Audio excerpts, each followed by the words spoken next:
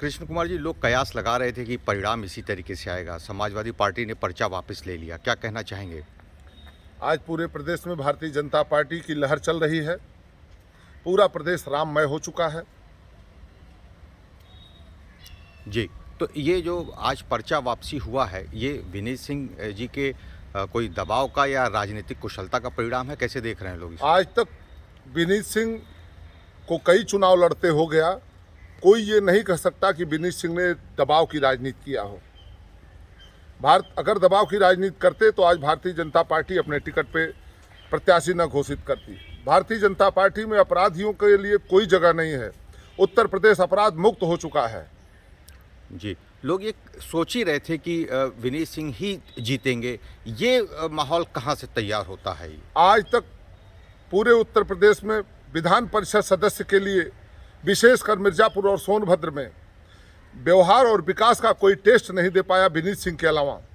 यहाँ की जनता, एक बार उनके भाई साहब जो हारे, यहाँ की जनता बहुत मायूस हो गई। विनीत सिंह निरंतर क्षेत्र में विकास और व्यवहार के लिए 24 घंटे लगे रहते हैं। उसका परिणाम यह है कि यहाँ की क्षेत्र की जनता, यहाँ के क्षेत्र के प्रतिनिधि अपने प्यार का, अपने व्यवहार का आज एक बहुत बड़ा उदाहरण पेश किए हैं।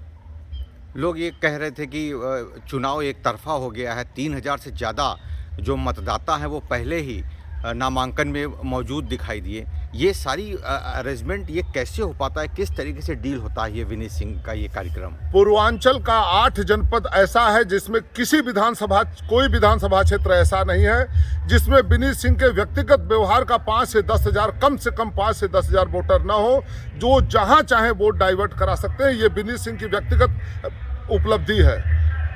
क्या आपको लगता है कि इस परिणाम के बाद विनीत सिंह का राजनीतिक कैरियर और ऊंचा हो गया है? पूरे पूर्वांचल में इस कद का कोई फुल टाइम राजनीति को देने वाला कोई व्यक्ति नहीं है। पूरे पूर्वांचल की बात बता रहा हूं। पब्लिक के बीच में इतना समय देने वाला कोई नहीं है। जी, तो आपको लगता है कि अब जो इस बार मिर्जापुर और सोनभद्र के जो जनप्रतिनिधि हैं वो अलग ऊर्जा महसूस कर रहे हैं?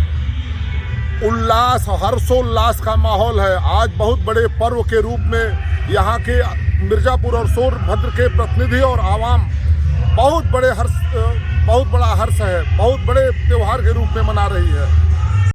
के सिंह जी, और भी लोग निर्विरोध की खबर आ रही है, चाहे वो चंचल सिंह जी का हो या और पूर्वांचल के, तो इसको कैसे देखते हैं? देखिए, आप किसी से तुलना नहीं कर सकते किसी की। विनीत भाई साहब फुल टाइमर राजनीतिज्ञ हैं और चंचल जी जो हैं वो पार्ट टाइम राजनीति करते हैं। राजनीति में उनकी पहचान, राजनीति से बड़ी पहचान उनकी व्यापारी की है, इसलिए वो पार्ट टाइमर राजनीतिज्ञ हैं। लगता है कि इस बार बुलडोजर बाबा का पूरे उत्तर प्रदेश में जलवा और भी कायम रहेगा? इस बार तो बाबा खुल के बैटिंग करेंगे। इस बार हम लोगों को, बाबा ने योग की उपयोगिता को सिद्ध कर दिया है। योगी को कैसा होना चाहिए? एक भोगी अगर उपयोगी है तो योगी से कम नहीं। अगर एक योगी उपयोगी है तो वो तो सर्वोपरि है। बाबा के पास संपूर्ण शक्तियां हैं, आध्यात्मिक हो चाहे भौतिक शक्तियां हो। बाबा इस बार खुल के बैटिंग करेंगे, मजा आएगा। उनके बारे में कहा जाता है कि माफियाओं के खिलाफ वो जबरदस्त कार्रवाई करते हैं। इससे आप लोगों को भी बल मिलता है? बाबा का अपराधियों से सख्त नफरत है। बाबा को चूंकि मैं बहुत भली भांति जानता हूं और बहुत पहले से, जब बाबा का लोग नाम नहीं सुने रहे होंगे, उस समय से मैं बहुत नज़दीक हूं और मैं जानता हूं बाबा को। बाबा की बहुत बड़ी चीड़ है अपराधियों से और अपराध को जीरो पर ले आ देंगे बाबा। इस बार देखिएगा 5 साल में बदला हुआ उत्तर प्रदेश नजर आएगा। आप काफ़ी नज़दीक माने जाते हैं योगी आदित्यनाथ जी के, तो आपको लगता है कि इस बार उनके सामने जो अगला जो आने वाला लोकसभा चुनाव है उसमें क्या माहौल देखते हैं आप? इस बार तो पूरी की पूरी सीटें आ जाएंगी बाबा की। केंद्र में मोदी की सरकार और उत्तर प्रदेश में योगी जी की सरकार बनेगी ही बनेगी। इस बार देखिएगा, अभी तो तमाम नेतृत्व की तमाम व्यवस्थाएं होती हैं और उन व्यवस्थाओं से बाबा होके गुजरे हैं, लेकिन इस बार बाबा को शीर्ष नेतृत्व अवसर देगा कार्य करने का। पूर्ण तरीके से कार्य नहीं कर पाए थे अब की बार, लेकिन इस बार देखिएगा, मजा देखिएगा। उत्तर प्रदेश के लोग अपने आप को धन्य महसूस करेंगे।